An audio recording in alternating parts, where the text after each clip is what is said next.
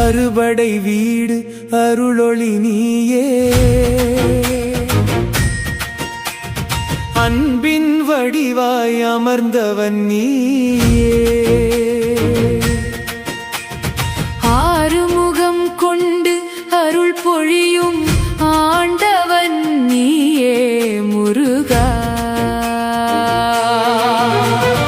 வேலெனும் ஞான ஒளி தருவாய், வேதத்தின் பொருளை உணர்த்துவாய், என் மன இருளை அகற்றிடவே என்றும் துணையாயிருப்பாயே. வேலே காக்க மயிலே தாங்க கந்தா வந்து கருணை தாராய்.